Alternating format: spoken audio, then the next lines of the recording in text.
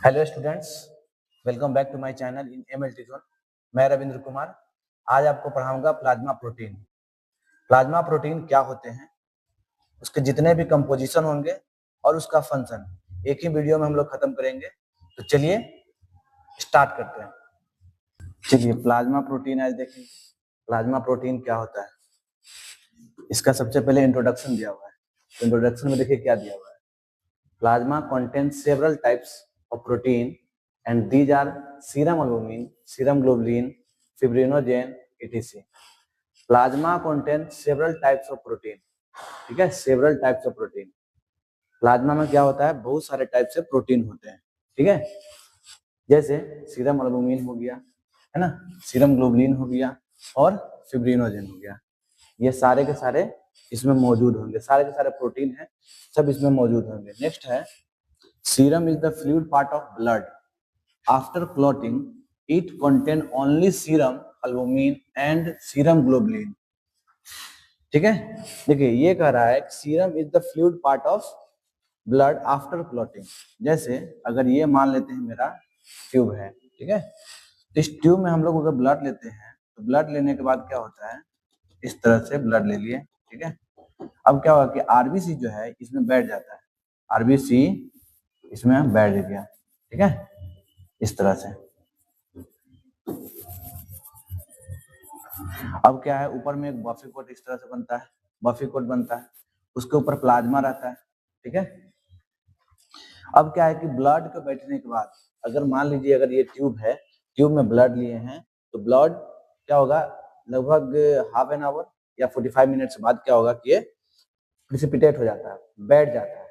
बैठने के बाद क्या होगा, सेडिमेंट होने के बाद क्या होगा, सेडिमेंट होने के बाद ऊपर जो बचेगा वाटरी पार्ट, ऊपर जो ये बचेगा वाटरी पार्ट बचेगा, वाटरी पार्ट, ठीक है। यही वाटरी पार्ट क्या कहलाता है, तो हमारा कहलाता है सीरम। क्या कहलाता है, सीरम। लेकिन याद रखिएगा वाइल जो होगा वो प्लेन वाइल होगा। कैसा वाइल होगा, प्लेन वाइल होगा। चलिए नेक्स्ट देखेंगे प्लाज्मा प्रोटीन वेराइटी। सबसे फर्स्ट नंबर में क्या है, प्लाज्मा प्रोटीन कितना होता है, लगभग 7% होते हैं, 6 to 8 ग्राम पर डीएल। नेक्स्ट है serum albumin 3 to 5 gram. Next है सीरम ग्लोबुलिन 2 to 3 ग्राम। ये सारे के सारे क्या है, नॉर्मल रेंज दिया हुआ है, एक रेंज होता है। नेक्स्ट है फिब्रिनोजेन। क्या है नेक्स्ट, फिब्रिनोजेन 200 से 450, 200 to 245, ठीक है। नेक्स्ट है प्रोथ्रोम्बिन। नेक्स्ट है प्रोथ्रोम्बिन कितना होता है, तो लगभग 40 mg पर डीएल के हिसाब से होते हैं।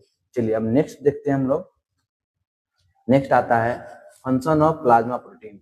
फंक्शन ऑफ प्लाज्मा प्रोटीन, आखिर प्लाज्मा प्रोटीन के फंक्शन देखेंगे। पहला नंबर देखिए क्या लिखा हुआ है, albumin approx 40% of the total protein. अगर बात करें इस तरह से देखिए, अगर बात करें टोटल प्रोटीन की, टोटल प्रोटीन, इसमें जो अल्बुमिन होगा लगभग कितना होगा, तो 60%। कितना होगा, 60%। उसके बाद होगा ग्लोबुलिन लगभग 35%। और नेक्स्ट है फिब्रिनोजेन, ये हो जाएगा लगभग 4 से 5% होते हैं, ठीक है। आप लोग वो याद कर लीजिएगा। चलिए नेक्स्ट है albumin is the most abundant plasma protein and is produce by the liver.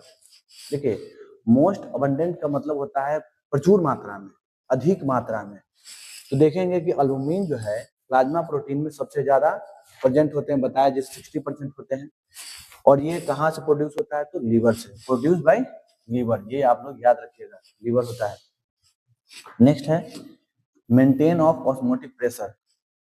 It's most vital role in the maintaining colloidal osmotic या ओंकटिक, दोनों वही होता है, pressure. This pressure prevent fluid for leakage out of the blood vessels and into the surrounding tissue.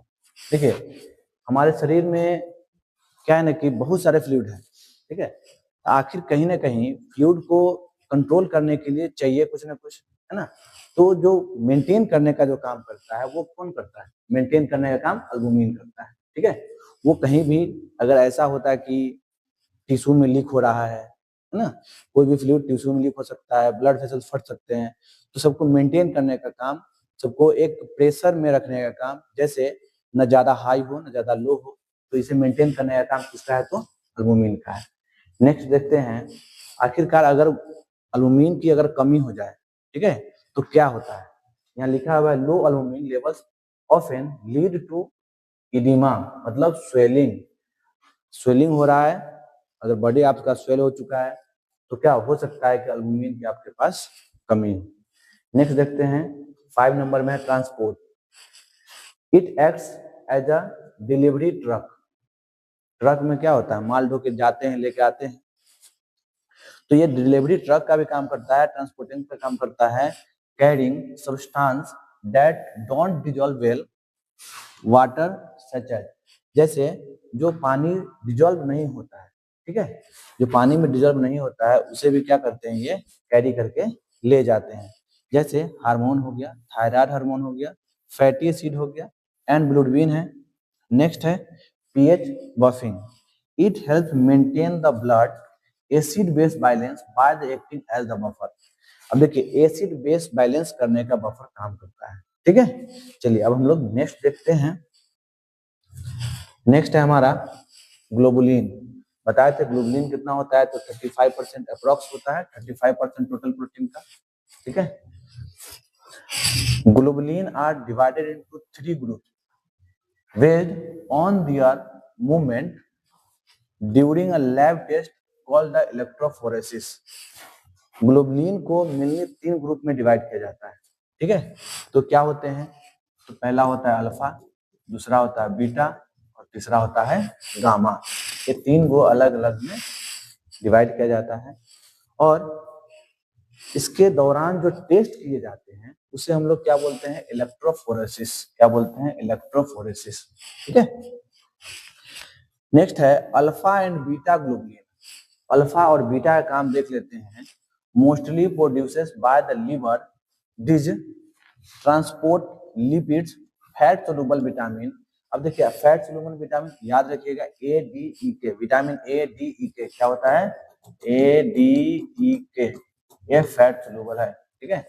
And metal ions, ये सारे के सारे चीजों क्या करता है, तो ट्रांसपोर्ट करने का काम करता है। कौन, तो अल्फा और बीटा, अल्फा और बीटा ग्लोबुलिन। नेक्स्ट है गामा ग्लोबुलिन, जिसको इम्यूनोग्लोबुलिन भी कहा जाता है। क्यों, these are antibodies produced by plasma cells. Beta cells यहाँ पे लिखा हुआ है, ठीक है ना, बी सेल्स लिखा गया है, बीटा सेल्स ये हैं। They are the secretory team that identities and neutralize bacteria, virus and other pathogens. Gamma globulins का क्या काम है, गामा ग्लोबुलिन्स जो है इम्यूनोग्लोबुलिन्स इसको कहा जाता है, यानी कि इम्यून सिस्टम को मजबूत रखता है, और कोई भी वायरस अगर हमारे शरीर में आ जाते हैं, कोई भी बाहरी पैथोजन अगर हमारे शरीर में आ जाते हैं, तो उससे लड़ने का भी काम करता है, ठीक है। चलिए हम लोग नेक्स्ट देखेंगे। नेक्स्ट है फिब्रिनोजेन। फिब्रिनोजेन अप्रोक्स 4%, 4 से 5% होते हैं। फिब्रिनोजेन इज अ की player in the blood clotting coagulation, blood clotting को ही बोलते हैं कोगुलेशन प्रोसेस, ब्लड को क्लॉट करने का काम, ठीक है, कौन करता है, तो फिब्रिनोजेन। अब आप सोच रहे होंगे कि आखिरकार फिब्रिनोजेन हमारे शरीर में है तो हमारा ब्लड क्लॉट क्यों नहीं होता है ना। तो देखिए आपने मेरा क्लास नहीं किए होंगे तो पीछे जा करके मेरा क्लास कर लीजिएगा, जिसमें हम बताए थे कि हमारे शरीर में एक नेचुरल एंटीकोगुलेंट होते हैं जिसका नाम होता है हिपेरिन, और वो हमारे शरीर में उपलब्ध होते हैं। तो हिपेरिन अगर हमारे शरीर में उपलब्ध होते हैं तो ब्लड क्या है, क्लॉट नहीं होता है। लेकिन फिब्रिनोजेन क्या करता है, जैसे मान के चलिए ये मेरा वेसल्स है, ठीक है। अब क्या होगा, अगर मान के चलिए यहाँ से ये रप्चर अगर हो जाए, अगर ये रप्चर हो जाए यहाँ से, ठीक है, तो इसे मेंटेन करने का काम, इसे रिपेयर करने का काम हमारा फिब्रिनोजेन करता है, ठीक है। नेक्स्ट है when a blood vessels is damaged, fibrinogen is converted into fibrin, which forms long sticky threads. These threads create a mesh that trap blood cells to form a stable clot, effectively sealing the wound. मतलब अगर मान के चलिए आपको जख्म हो जाता है, ठीक है, आखिर जख्म हो गया या हो सकता है कि कहीं पे कट लग जाए, हो सकता है आपका वेन कट जाए, है ना, जो कहते हैं ना हम लोग नस कट लिया है, अगर आपका कट जाता है तो फिर वो कैसे पूरा होगा? तो इसको क्या करता है, रिपेयर करने का जो काम करता है वो करता है हमारा फिब्रिनोजन। कौन करता है? फिब्रिनोजन। ठीक है, चलिए हम लोग नेक्स्ट देखेंगे। नेक्स्ट है प्रोटीन टाइप और प्राइमरी सोर्स और मेजर फंक्शन। ठीक है, जैसे में देखेंगे अल्बुमिन, प्राइमरी सोर्स लीवर, आपको बताए थे। ठीक है, इधर मेजर फंक्शन है, ऑस्मोटिक प्रेशर को मेंटेन करने का काम करता है, फैसिड एसिड हार्मोन्स पीएच बफरिंग, ये सब सबको ट्रांसपोर्ट करने का काम करता है। ठीक है, तो इस तरह से ग्लोबुलिन है, ये इसका प्राइमरी सोर्स की बात करें तो लीवर और प्लाज्मा सेल्स। इम्यून डिफेंस का काम करता है, एंटीबॉडी, है ना। अब एंटीबॉडी क्या करता है? लड़ने का काम करता है ना। Transport of lipids and metal ions, इसका भी ट्रांसपोर्ट करने का काम करता है कौन? तो ग्लोबुलिन। कौन करता है? ग्लोबुलिन। नेक्स्ट है फिब्रिनोजेन।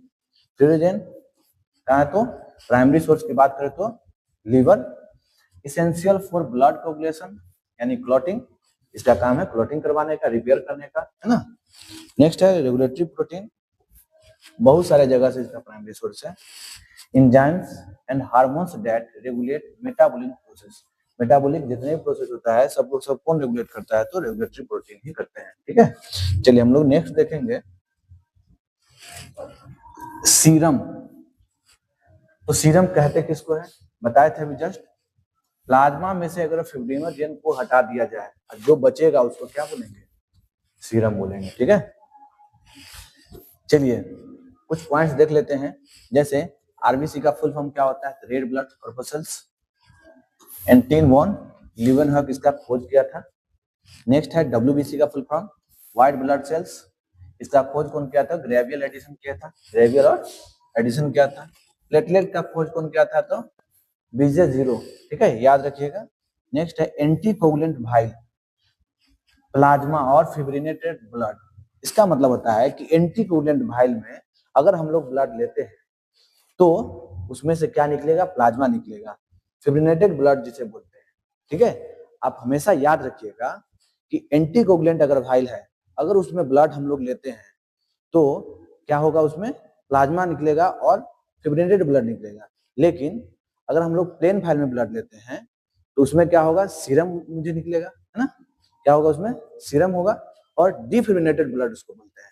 देखिए यहाँ पे जैसे प्लेन भाइल है उसमें से क्या निकालते हैं? सीरम निकालते हैं और डिफिब्रिनेटेड ब्लड बोलते हैं। नेक्स्ट है जनरली यूज्ड एंटीकोगुलेंट। आखिर जनरली यूज हम लोग क्या, कौन सा एंटीकोगुलेंट ज्यादा यूज करते हैं? तो EDTA और हिपेरिन। ठीक है, सबसे ज्यादा अगर मोस्टली अगर यूज होने वाला है तो वो है EDTA। ठीक है,